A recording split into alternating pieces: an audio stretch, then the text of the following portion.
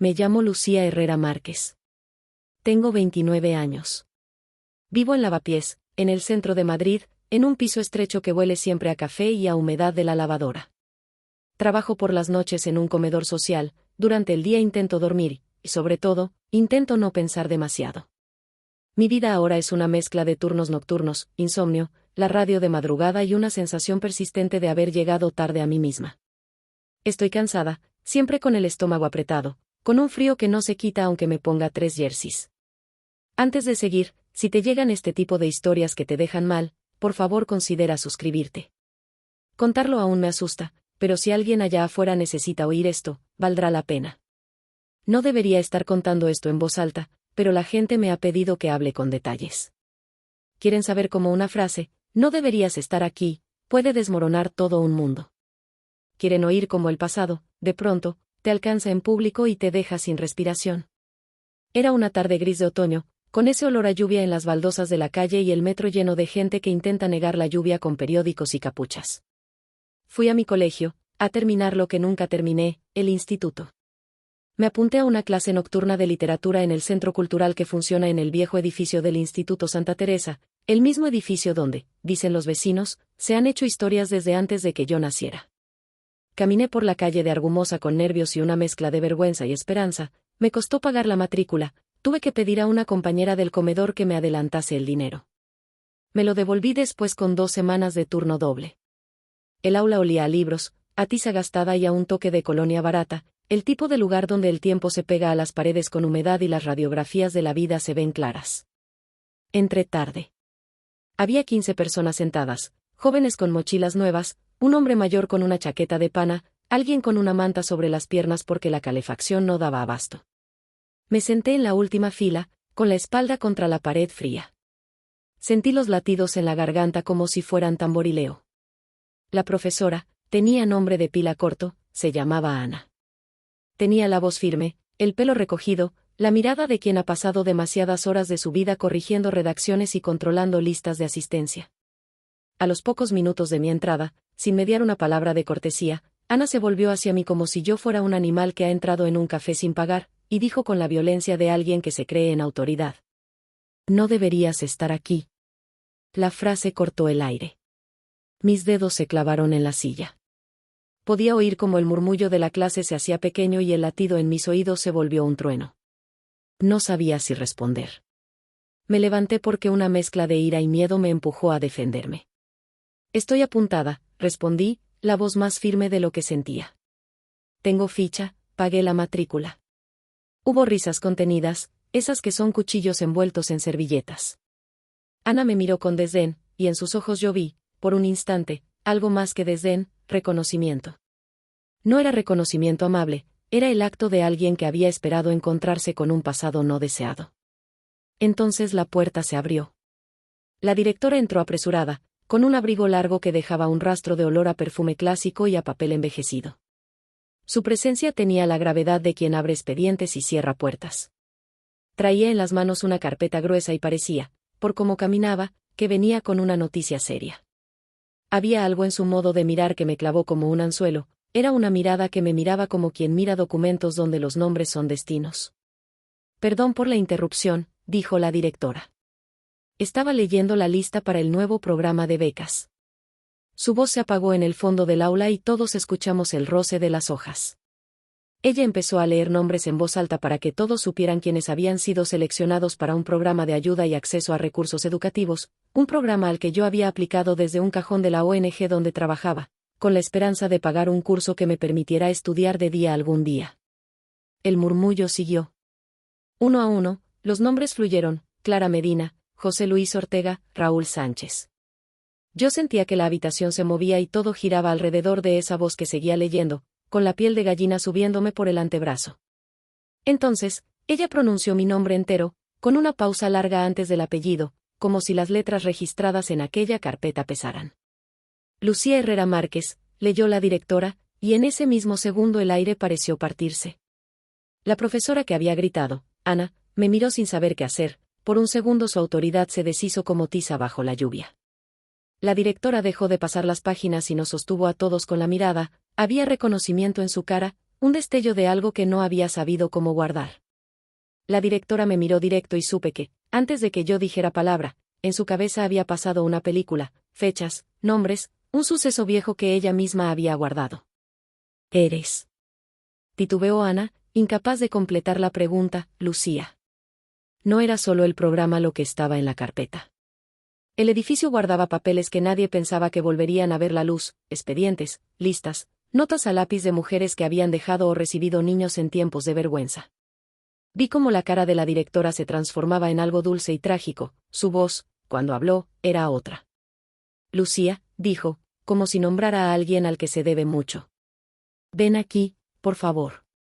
Con pasos que parecían más lentos que los de cualquier otro, fui hacia ella. El aula se hizo silencio. La gente apartaba la vista como si presenciara un accidente doméstico. Aún sentía las manos húmedas, el nudo en la garganta que no me dejaba respirar, las imágenes de la infancia explotando en pedazos, la puerta, la noche en que me llevaron lejos, la tienda de ultramarinos en la plaza donde aprendí a esconder las monedas. Todo eso se apretó en mi pecho. Necesito hablar contigo, me dijo la directora en voz baja, casi en secreto. Después de clase, en mi despacho. El despacho olía a madera vieja y a hojas. La puerta tenía un número tallado y detrás había un ventanal que daba a la calle estrecha, donde la lluvia formaba charcos que reflejaban un Madrid ambivalente, su dureza y su belleza.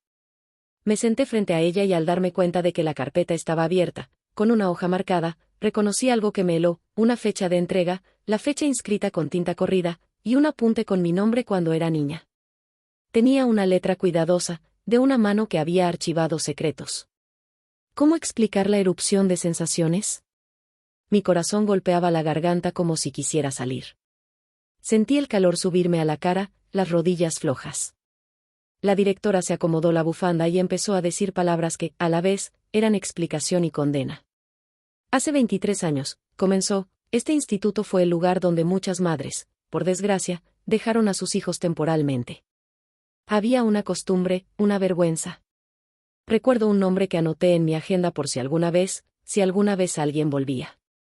Anoté el nombre de la niña, Lucía. Pensé que no la volvería a ver. Yo sentí que me faltaba el suelo. El pasado es esa cosa que crees muerta y a la que le sale vida en tus manos cuando menos lo esperas. Me sentí pequeña otra vez, una niña con las zapatillas rozando el suelo, preguntándome por qué no tenía a nadie que viniera a buscarme. Tú estás en esa lista de becas porque alguien te recomendó, continuó la directora. Ayer revisé los archivos y vi tu nombre completo. No podía creer que fuera la misma. Quería anunciarlo, pero no contaba con que la profesora reaccionara así. Ella no me dio aún la respuesta completa. Su voz tembló cuando dijo mi nombre otra vez. Yo estaba a punto de preguntar quién era mi madre de verdad, si había muerto, dónde estaba mi hermano, porque la vida me había empujado tanto a la esquina. Tenía preguntas en acuarela, esperando que alguien las pintara con más orden. Si esto te está llegando, si has vivido algo parecido o conoces a alguien que lo ha vivido, dale like a esta historia. Me ayuda a saber que no estoy sola en contar esto. La directora cerró la carpeta como si se tratara de un ataúd pequeño, con respeto y miedo. Antes de que pudiese explicarme, tocó la puerta y pidió que la clase continuara con la lección, tenía que dar una clase, tenía que seguir con la burocracia del día a día. Me quedé allí, en el despacho, sintiendo la palpación de una verdad a medias. Había una grieta en mi historia y esa pequeña línea de luz prometía que detrás había algo que me pertenecía y que, quizá, me había sido negado. Salí del despacho con el corazón hecho un puño. El eco de las palabras de la directora me seguía, y el murmullo del aula era ahora la banda sonora de una herida que se reabría. Caminé por la plaza y me senté en un banco empapado, con la chaqueta pegada al cuerpo por la lluvia. Recordé a mi hermano Alejandro, su risa rota, las discusiones de la adolescencia, la forma en que me preguntaba si yo era feliz sin saber que su forma de amar era también un modo de encerramiento. Pensé en mi madre, o en la ausencia de ella, y en cómo los años se apilan en la memoria como papeles arrugados. Esa noche no dormí. Caminé por Lavapiés hasta que el alba me encontró con las manos dormidas de frío y la cabeza llena de nombres. La frase de Ana aún me mordía, no deberías estar aquí. Pero la directora había leído mi nombre y con eso, por primera vez, algo en la estructura de mi vida mostró una grieta por la que podía colarse la luz. Quedé con la directora al día siguiente. Su despacho, como lo dije, olía a madera y a tinta. Había una lámpara antigua que proyectaba una sombra cálida sobre la mesa donde las carpetas se apilaban como montañas pequeñas. Cuando cerró la puerta, su rostro dejó de ser oficial y se volvió humano, con la textura de alguien que guarda culpa desde hace mucho. Lucía, dijo, he leído tu expediente. No quiero herirte con lo que voy a decir, pero creo que mereces saberlo. Mi estómago se contrajo. Las palabras que siguieron fueron una mezcla de logística y confesión. Había una hoja marcada con fecha de 12 de julio de 1996, en la que registraron a una niña entregada a la institución con ese nombre. La nota en el archivo decía, entregada temporalmente por circunstancias familiares. Años después, la niña había sido llevada por servicios sociales y repartida en familias de acogida. El expediente se cerró con una firma. La directora, sin embargo, había guardado una anotación personal: si vuelve, avisar a dirección. Mi cabeza empezó a armarse con fragmentos. Recorrí mentalmente las primeras imágenes de mi infancia: una noche de frío, una puerta mal cerrada, la mano de una mujer soltando la mía.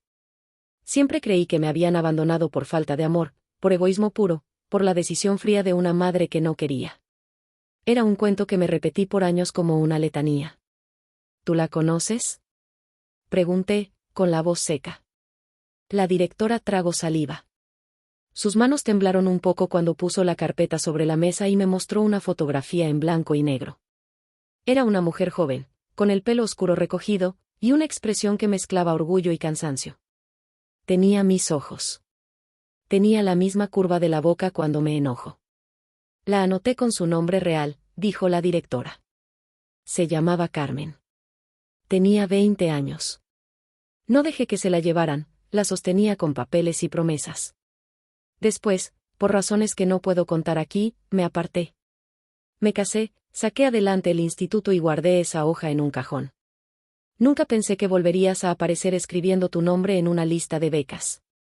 Las manos de la directora me mostraban la historia en bandazos. Carmen, mi madre, o la mujer que me había dado mi nombre, había sido una joven que pagó con su reputación. Había habido presiones familiares, amenazas, y un novio que prometía pero no se quedó. El retrato olía a miedo y a ocasiones perdidas. No obstante, había un detalle que retumbó como un gong. La directora me dijo que Carmen no era la única que vivió esos años de vergüenza, había familias enteras quebradas por la represión social. El directorio estaba lleno de nombres y de omisiones. El archivo, según ella, hablaba de silencios pactados. Mi mente fue como un ventilador viejo, moviendo documentos, barajando significados. Empecé a entender que mi abandono no había sido solo un acto de un individuo, sino muñido por una red de conveniencias: silencios de la iglesia, la vecindad, el padre que no quiso firmar, la familia que coreografió la desaparición. Sentí una rabia caliente porque, por tanto tiempo, había sido el personaje principal del cuento de la vergüenza de otra gente. ¿Por qué no me avisaron?, pregunté, y la pregunta no era solo práctica, era un golpe buscando justicia. La directora bajó la mirada. No respondió con argumentos legales ni con excusas administrativas. Me contó que hubo una oferta, un matrimonio de conveniencia, una promesa de estabilidad, y que Carmen se vio forzada a tomar una decisión para proteger a alguien más, quizá a sí misma, quizá a un hermano pequeño. La directora repetía que en ese momento las opciones eran de una brutalidad que ahora se mira con vergüenza, pero que entonces eran la norma. Yo sentí las palabras como cuchillos en las costillas: protección, decisión difícil, contexto social. Palabras que, cuando te las aplican, no empaquetan la desolación real. En el transcurso del día, salí a la calle con la sensación de haber recibido una llave que abre más puertas que una. Decidí llamar a Alejandro. No pude más con la noticia, necesitaba comprobar cómo había encajado todo esto en los años. Alejandro y yo nos habíamos distanciado después de que nuestra infancia se volviera un campo de batalla de rencores. ¿Soy yo la que se fue, o él la que se quedó? No lo sabía. Hablamos en un banco, en la misma plaza donde solíamos jugar cuando éramos pequeños y las paredes reciclaban nuestras voces. ¿Lucía?, dijo Alejandro al otro lado, la voz rota y gastada. ¿Qué pasa? Quedé con la directora del instituto, contesté. Dijo que mi nombre está en su archivo. Que una mujer llamada Carmen teóricamente me dejó ahí. Un silencio largo, el tipo que huele a telarañas. Alejandro respiró con dificultad. Siempre supe que había algo raro, murmuró. papá nunca hablaba. Mamá se fue y nos dejó. Pero yo nunca entendí por qué. Yo pensé que se había marchado porque no podía más. Pensé que estaba muerta, que alguien nos la había llevado. Y al mismo tiempo, sabíamos que había mentiras en casa. Tu ausencia fue una de esas cosas que papá usó para controlarnos. Nos volvimos más cautos, más duros. Las confesiones de Alejandro venían con una culpa que le pesaba en la voz. Me contó cómo, durante años, había hurgado en recortes de periódico, cómo había ido a preguntar al pueblo donde vivíamos, cómo era el trato de la gente cuando preguntabas por la misma historia, con bajos, con mentiras, con advertencias. Me contó que había una noche en la que a él le dijeron que me habían entregado a una familia mejor, y cómo esas palabras calaron como ácido. No supe buscarte, dijo Alejandro. Me aterró preguntar demasiado. Papá era un tipo controlador. Tenía amistades. Tenía dinero y con eso compraba silencio y miedo. No supe encontrar la valentía. Lo siento. Hay confesiones que son tierra movediza, no te sostienen, pero te permiten desenterrar algo. Yo no podía decidir si perdonar o explotar. El cariño fue siempre como una cuerda que ambos jalábamos hacia lados contrarios. Alejandro y yo discutimos hasta altas horas, al final, lloramos. Él me contó de cómo había guardado una muñeca con mi nombre, yo le hablé de noches en acogida donde aprendí a medir afectos. Nuestras historias, aunque diferentes, se complementaban como piezas rotas. Ven a mi casa, me dijo Alejandro. Quiero que veas los recortes que junté. Tal vez haya algo. Fui con él a su piso. Las paredes estaban forradas de libros y de carteles que hablaban de fútbol, política y de una dignidad mal cuidada. Me mostró cartas, nombres, una malla de historias que formaban una red. En una de las cartas había una mención a un registro de niños dejados en institutos. Ese registro parecía vincular una noche fría a una persona, Carmen, con la dirección de una casa que ahora existía pero con otro nombre. Encontramos una pista, una referencia a la parroquia del barrio donde vivíamos. Aquella noche supe que si quería respuestas, debía seguir tirando del hilo. Si esto te resuena, si te ha pasado algo parecido, compártelo en los comentarios. Leo todo lo que escriben. A veces, compartir salva. La búsqueda nos llevó por caminos inesperados. Hablamos con antiguos vecinos que recordaban a una mujer joven y a una profesora que, según decían, se preocupó por esa joven. Otra vieja del barrio nos mencionó que en la ciudad había un colegio donde una directora guardaba archivos antiguos, por si algún día alguien volvía. Eso nos trajo de vuelta al Santa Teresa y, por extensión, a la directora que nos había llamado. Lo que parecía una casualidad empezaba a tomar la forma de una estructura, alguien había mantenido un expediente y, con ello, la posibilidad de que el pasado se resolviera. Pero la vida no da respuestas sin costo. Mientras avanzábamos, la consigna del barrio se volvió fría. No tocar demasiado, no remover la olla. Nos miraron como dos perros que volvieron al lugar donde los habían marcado y nadie quería que el viejo olor regresara. En casa de Alejandro, al revisar una caja de papeles viejos, encontré una fotografía que me hizo tambalear, una mujer con un gesto similar al mío, pero más joven, sonriendo junto a una niña que, por proporción y vestimenta, podía ser yo. La foto estaba doblada, alguien la había guardado con miedo. El descubrimiento me dejó sin aliento.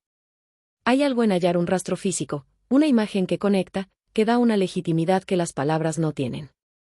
Sentí que la posibilidad de conocer la verdad por fin estaba cerca. Pero también sabía que cuanto más me acercara, más posibilidades habría de descubrir que lo que creía verdad no lo era, y de que el daño que creía haber sanado volviera a desatarse. La búsqueda fue larga.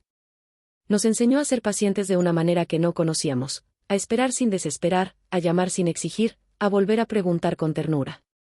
Hubo llamadas que no condujeron a nada, papeles que terminaban en callejones sin salida y días donde el silencio parecía duplicarse, como si la ausencia tuviera un eco propio. Pero hubo también pequeños hitos, un registro encontrado, una vecina que recordó una cara, una carta que hablaba de un traslado. Finalmente, la funcionaria del ayuntamiento llamó. Tenemos una pista fiable, dijo. Se llama Elena María.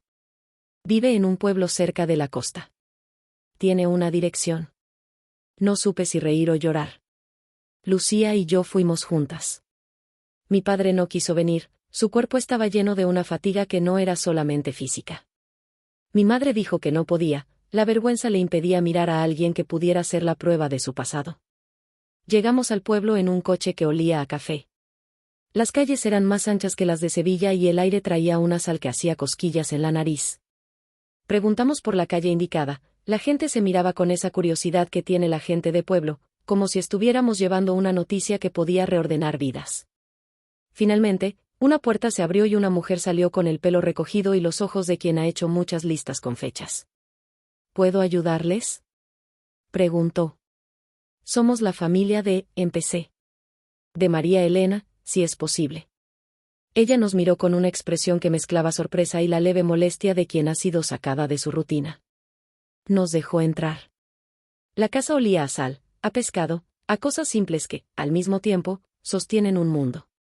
Hablamos en la cocina, con cafés humeantes. Ella escuchó nuestra historia con una calma que fue, al mismo tiempo, un abrazo y una distancia. Sí, dijo. Me llamo Elena. Conozco a María. Fue parte de nuestra vida de una manera que no se puede explicar con palabras fáciles. Pero no soy yo su hija biológica. No sé si es eso lo que buscan. Un silencio nos sobrevoló. Llevábamos casi un año esperando la respuesta que pensábamos que arreglaría los bordes cortados de nuestra historia, y ahora la pieza que parecía encajar nos devolvía otra forma de hueco.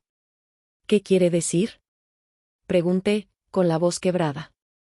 Elena explicó que, cuando era joven, su vida se cruzó con la de muchas personas, algunas amables, otras desesperadas. Dijo que conoció a una mujer llamada María que, en su momento, les cuidó cuando fue pequeña. Ella me enseñó a leer, dijo Elena con una sonrisa sin nostalgia. Nunca me dijo que era mi madre. Ella fue una madre de otra forma. Las piezas encajaron de manera diferente. Resultó que la hija que mi padre supo que existía no era Elena, o al menos no de forma biológica clara. María, a lo que supimos después, tuvo vínculos con varios pueblos, con muchachas a su cargo, con deudas que no se podían pagar con dinero. Su vida, al final, fue la suma de muchas responsabilidades que no caben en un registro civil. Pero frente a nosotros había una mujer que nos miraba con una calma que no era indiferencia sino aceptación. ¿Por qué lo buscan?, preguntó. Porque en nuestro pastel de cumpleaños había escrito, para tu hermana, dije, y por primera vez la verdad se salió de mis manos sin adornos. Había una letra tachada y una mano que cambió un nombre. Queremos entender por qué.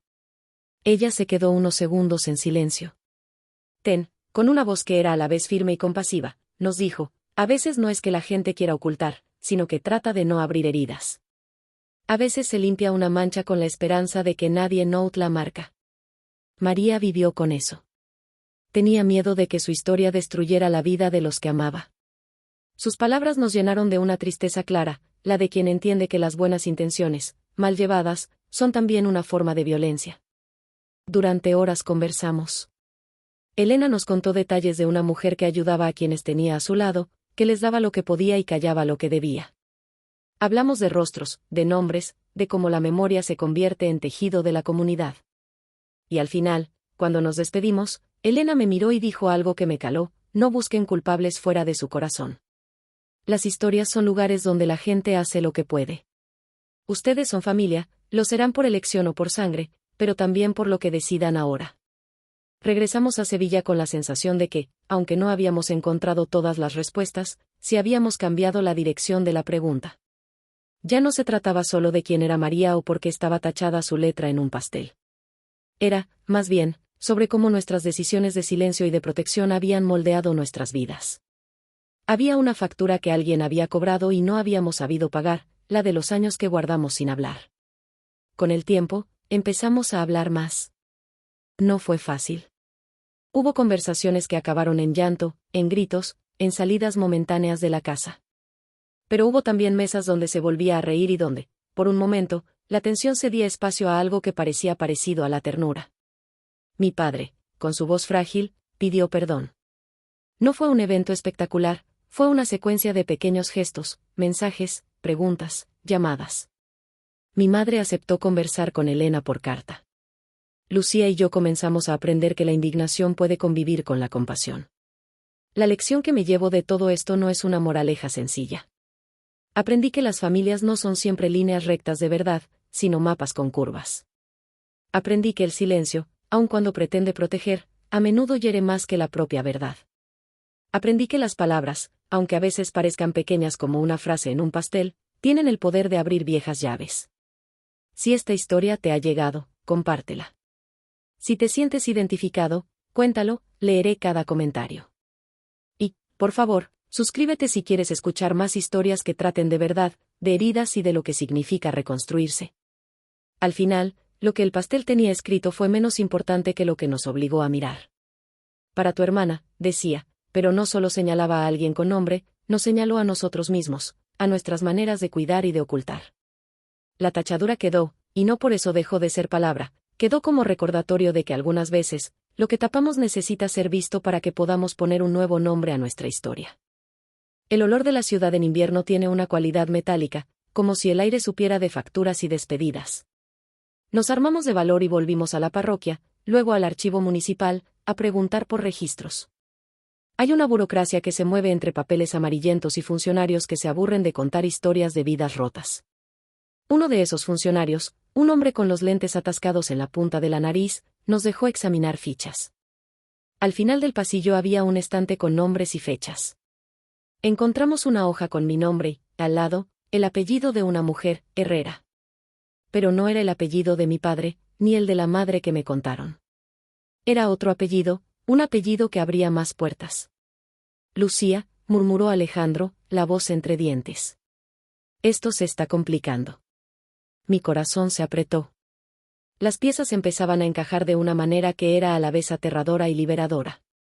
Empecé a recordar nombres que hasta entonces me parecían irrelevantes, tías lejanas, un tío que desapareció, un vecino con quien mi madre discutía sobre el pan de cada día. La historia no era la de una mujer que simplemente se fue. Era la de una cadena de decisiones forzadas, donde la moral de la gente se había impuesto a la posibilidad de amar. Mientras tanto, la directora, que ahora había pasado de ser una figura institucional a alguien que tenía la llave de mi pasado, me pidió que fuese con calma. Me dijo que si bien conocía el expediente, no tenía pruebas de filiación. Su verdad era parcial. Había escuchado la historia, había visto la foto, había anotado un nombre, pero le faltaban pruebas legales, pruebas que pesaran en un juzgado. Yo quería ir al frente y gritar, dame lo que es mío. Pero también estaba el miedo de que si gritaba demasiado fuerte, alguien nos cerraría la puerta. La historia me obligaba a ser paciente. Esa paciencia se convirtió en una investigación por cuenta propia. Hablé con vecinas del barrio, la señora Luisa con sus manos altas y un delantal manchado, me contó que una mujer llamada Carmen había pasado por la plaza con una bolsa de pan una tarde y luego había desaparecido. Otra vecina, la del primer piso, me dijo que la vieron entrar al portal de una casa que hoy era una peluquería. Los fragmentos eran testigos microscópicos. Uno de ellos nos llevó a una casa en la que había vivido una familia Herrera, un apellido que resonaba con otra fuerza, era el apellido de la mujer que el registro municipal colocaba al lado de mi nombre. Esa casa ahora tenía ventanas pintadas de azul, y un gato gordo que nos miró desde la ventana con ojos despectivos.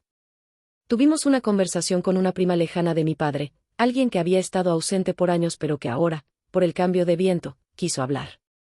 Ella nos contó, con voz que sonaba igual a la de un reloj viejo, cómo las familias toman decisiones pensando más en la clase que en la ternura. La tía contó que mi madre había sido rechazada por su propia madre, que la familia materna no le dio espacio. Dijo la palabra que me heló, vergüenza. La palabra fue un martillazo, la construcción social del que dirán había dictado mi vida. En una de esas noches en que la ciudad parecía de cristal, la directora me llamó y me pidió que fuera a su despacho con Alejandro. Había conseguido una copia de una carta antigua que, aunque no era un acta de nacimiento, mencionaba a mi nombre y a una madre con el nombre de Carmen, y todo eso venía firmado por alguien que ahora ya no estaba vivo para desmentirlo. La carta olía a tinta y a promesas rotas. Ella nos dijo que, si queríamos, habría rutas legales para pedir pruebas de ADN. Yo sentí una mezcla de esperanza y ermitaño, respirar por primera vez y, al mismo tiempo, saber que las pruebas no curan nostalgias. Podrías tener respuestas, dijo la directora, con cautela. También podrías perderte en un juicio. Las palabras resonaron. La idea de un juicio me asustaba, abrir el pasado oficialmente trae consecuencias públicas. ¿Y si lo que pensábamos hallar era peor? ¿Y si no era Carmen la que me buscaba, sino alguien con intereses propios? En la noche, me imaginé a mí misma en un juzgado, con la mirada del público encima, cada cosa de mi vida convertida en espectáculo. No quería eso. Quería algo más humano, una verdad que no tuviera que pasar por jueces para existir. Mientras tanto, la relación con Alejandro se tensó. Él, que había sido mi compañero de buscar pistas, empezó a reservarse cosas que yo no comprendía. Un día me confesó que había encontrado facturas que no cuadraban, que papá había recibido dinero de alguien a cambio del silencio. La palabra, corrupción, apareció como una sombra que no sabíamos cuán larga era. Alejandro se puso a buscar por su cuenta, llamó a gente que nunca llamó y, en ese proceso, se abrió un abismo entre nosotros. No quiero que nos destruya, me dijo una noche. Si tiramos de todo, ¿quién sabe qué se suelta? ¿Quién sabe qué se suta? Esa frase se convirtió en una moneda que no sabíamos cómo gastar. Si lo sabíamos, nuestras vidas podían cambiar radicalmente. Si no, seguiríamos con la incertidumbre, la rabia masticada por dentro. Yo elegí avanzar. Preferí saber qué dolería, pero sabría. La verdad, aunque cortara, me parecía menos cruel que la duda. Seguimos con los pasos legales. Un médico forense nos explicó el proceso de ADN, lento y burocrático. Era algo frío, una especie de máquina que transforma vidas en probetas.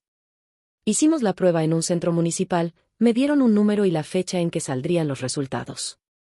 Entre la espera y la ansiedad, suceden cosas curiosas, la gente interviene con opiniones, con falsas certezas, con consejos malos.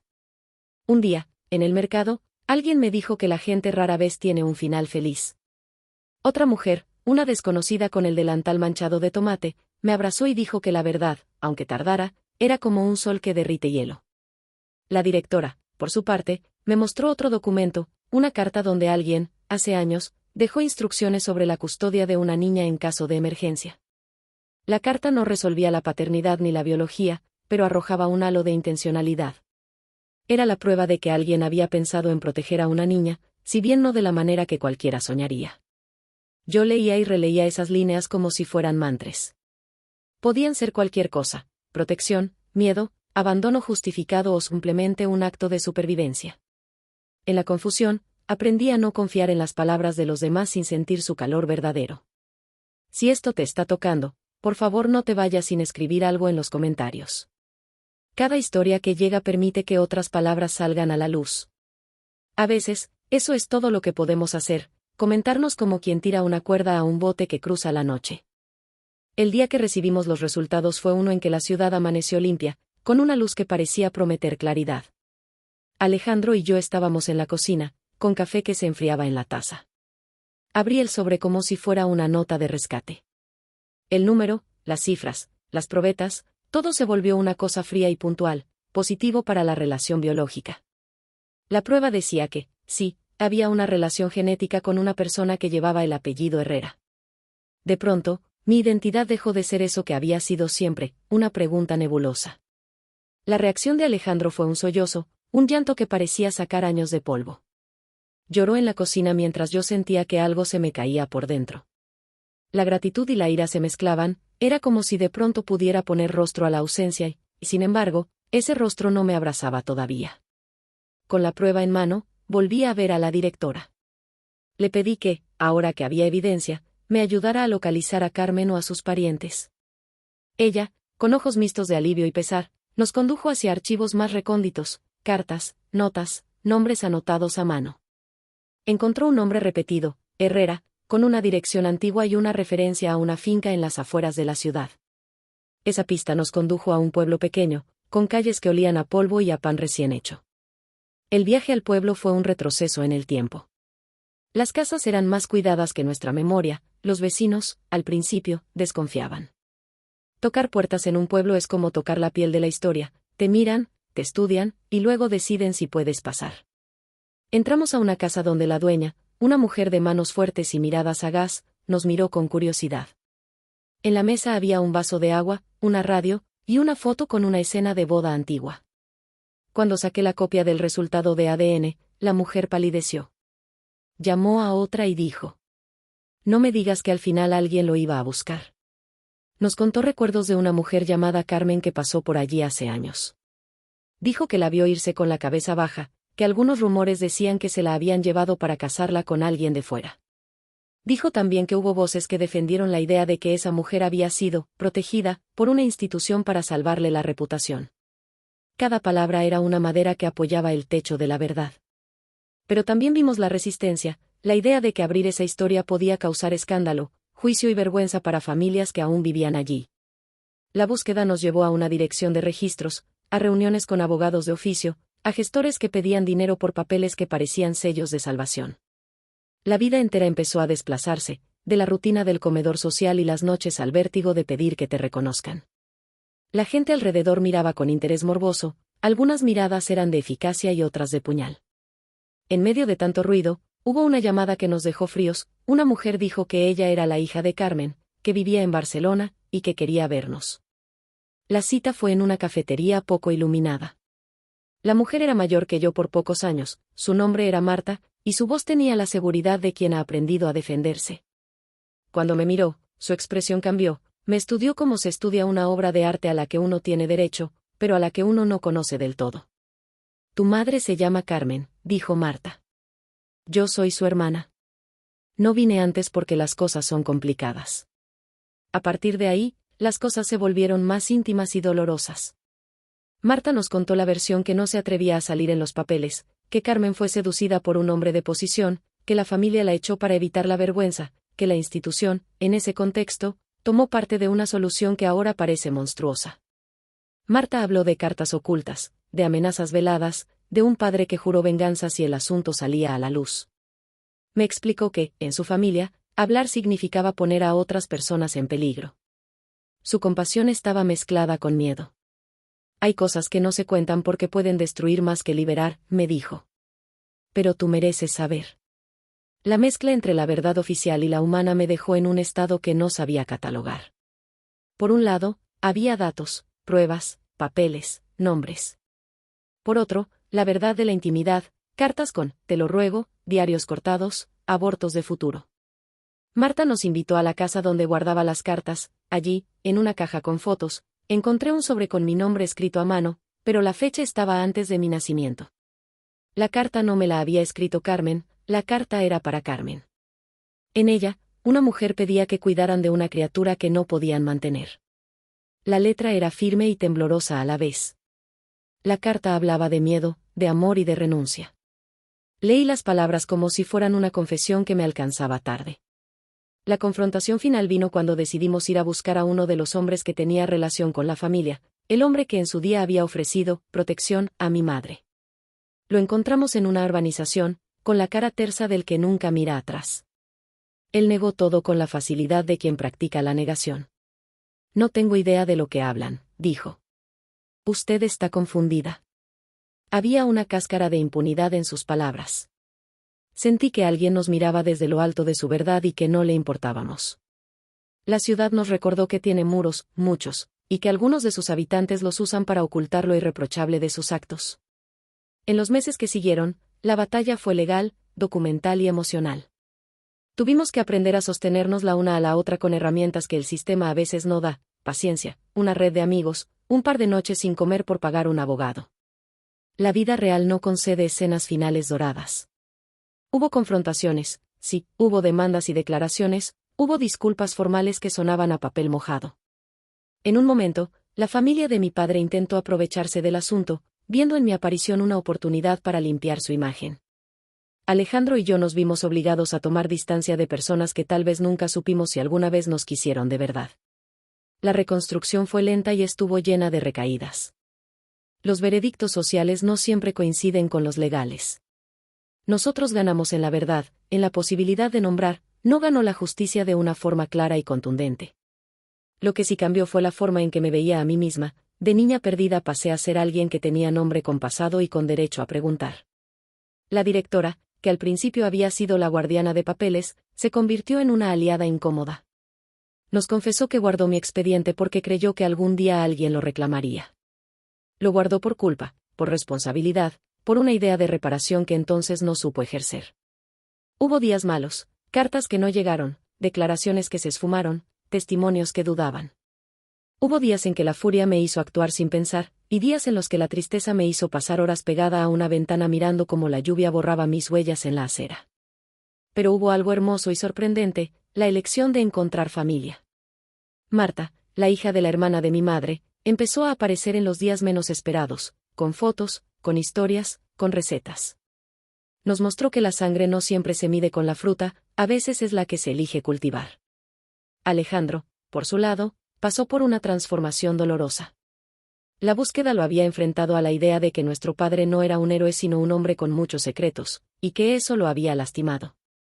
Con el tiempo, aprendimos a hablar sin tapujos. Se volvió menos duro y más humano, dejé de verlo como un guardián de nuestra desgracia y empecé a verlo como un compañero que también había sido herido por el mismo viento. La lección que me dejó todo esto no fue un final feliz del libro. Fue otra cosa más honesta, entendí que el pasado no se derrota con pruebas. Se transita. Se toma por las manos y a veces se arrastra. No hubo gran reconciliación de película. Hubo conversaciones ásperas, silencios largos, algunos abrazos que se dieron tarde y tuvieron que admitir que la verdad no repone el tiempo perdido. Pero aprendí a decir lo que sentía sin pedir permiso. Aprendí a mirar mi reflejo con menos enojo y con más curiosidad. Si has llegado hasta aquí, no te vayas sin compartir esto con alguien que lo necesite. Cada suscripción, cada comentario, es un gesto que nos permite seguir contando nuestras verdades. Hoy, cuando paso por Santa Teresa, la puerta me parece menos hostil. Hay días en que me siento a la sombra de la fachada, con el viento que trae olor de tinta y gente que busca aprender. Pienso en Ana, la profesora que primero me gritó, y en cómo a veces, las respuestas que nos dan los otros son un espejo de sus propios miedos. Ella no sabía la historia, reaccionó desde un lugar de prejuicio. Eso me enseñó a no tomar en serio la primera sentencia de nadie. Lo que más me marcó fue que la directora leyó mi nombre en voz alta y, con ese gesto, rompió un cerrojo. A veces la burocracia es la que deja atrás una verdad, y a veces es la misma burocracia la que la devuelve. No fue una revelación fugaz, fue el inicio de un proceso largo que me obligó a recomponer lo que fui con las piezas que aparecieron. Me obligó a mirar a la gente que me había hecho daño a los ojos, y a elegir si quería seguir enojada o si prefería gastar su energía en algo constructivo. Hoy doy clases los sábados en el Centro Cultural. Enseño escritura creativa a chicas y chicos que vuelven a estudiar. No es terapia, aunque muchas veces lo parezca. Es un acto de resistencia, mostrar que aunque nos hayan dicho, no deberías estar aquí, hemos decidido estar. Cierro los ojos a veces y recuerdo la cara de la directora cuando leyó mi nombre, no fue una caída ni una redención, fue un abrir de puertas. Si algo me quedó de todo esto es una convicción, la verdad no nos libera siempre en el sentido que esperamos, pero nos devuelve la oportunidad de decidir. Yo decidí seguir caminando. Decidí buscar, preguntar, confrontar, y también perdonar. No por ellos, sino por mí. Perdoné para no seguir cargando ese peso que no me pertenecía. Sé que muchas de las personas que oyen esta historia no encontrarán un final resuelto. Algunas seguirán con la herida viva. Pero hay una idea que quiero dejar, la búsqueda tiene valor por sí misma. No es necesario que todo termine con justicia perfecta para que merezca la pena. A veces, encontrarte en el eco de tu propio nombre ya es suficiente para empezar a recomponerte. Gracias por escuchar. Si esta historia te movió, comparte. Si te resuena de alguna forma, escribe abajo, te leo. Y no olvides suscribirte si quieres escuchar cómo otras personas han vivido lo mismo y cómo, a pesar de todo, han decidido quedarse. La directora leyó mi nombre. No fue un milagro. Fue solo una mano que abrió un cajón. Y dentro del cajón, había mi vida, fragmentada, llena de polvo, sí, pero recuperable. Eso es lo que he intentado desde entonces, tirar de los hilos sueltos y tejer algo nuevo con lo que queda. No es elegante, no es perfecto, pero es mío. Aquella frase que me dijeron en clase, no deberías estar aquí, hoy la escucho diferente, me recuerda lo lejos que estuve y lo lejos que puedo llegar. Me recuerda que pertenecer no es cuestión de permiso ajeno, sino de asumir el derecho a habitar el propio cuerpo y la propia historia.